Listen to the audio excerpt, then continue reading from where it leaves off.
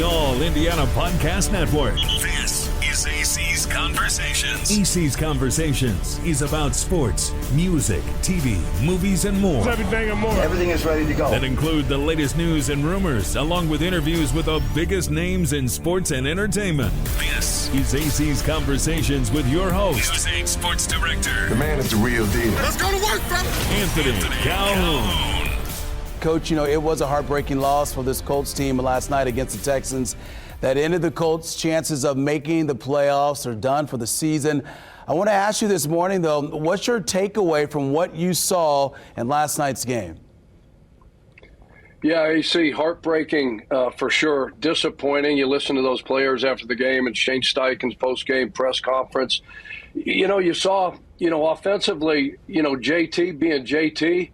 He's a Houston game wrecker for sure. 30 carries, almost 200 yards, like you mentioned, a touchdown, the long run. What a great job the offensive line did opening holes, for this guy. Defensively, we did a great job against the run. Stopping the run. Singletary only averaged, I think, 2.6 per carry. So we did a great job there. But disappointed in the big plays.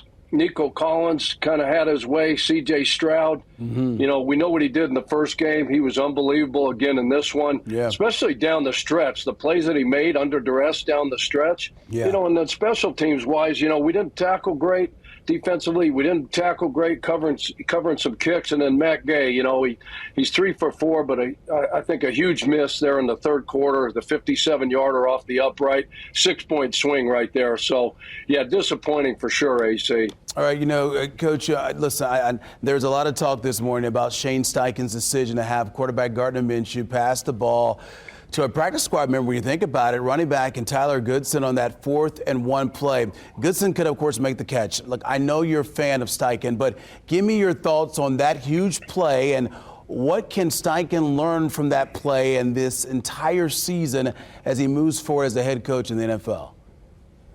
Yeah, like you said, I'm a huge fan, and the job that Shane's done this year, turning that program around from where they were a year ago. I love the play call. I love the fact that they got to the line of scrimmage on 4th and 1, tried to hard count, maybe get them to jump, but really they were just trying to take a Kodak, a picture of the defense. They got the look that they wanted.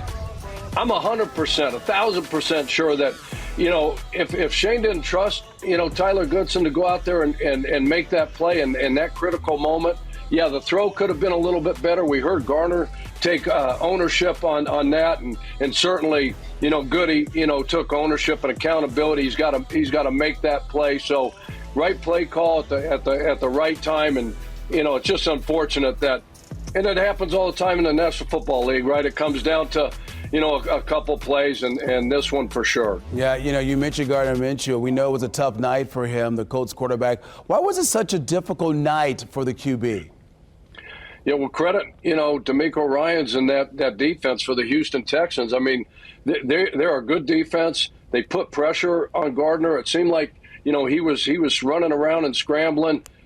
Derek Stingley Jr., Stevie Nelson in the back end, Petrie. They did a great job of bottling up, our receiving core, taking, Pittman kind of out of the game. Derek, Stingley did a great job on him, and 1 for 11.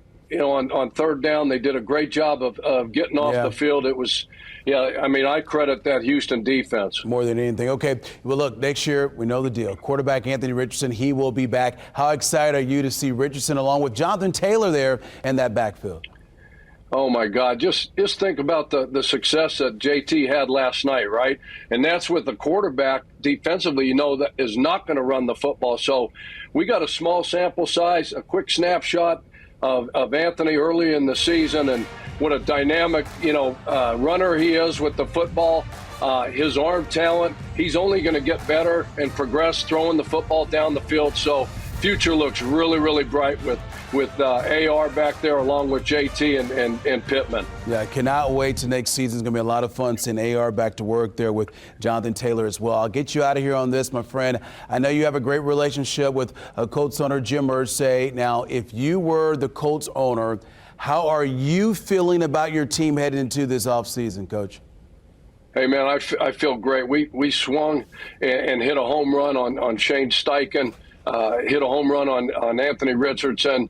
Got to get Pittman locked up. But, heck, yeah, what a great season. What a great turnaround. Future looks extremely bright. I'm fired up if I'm Jim Irsay. All right, Coach Pagano, thank you, my man. We appreciate you being a part of our show all season long. Great stories, a lot of good times with you, brother.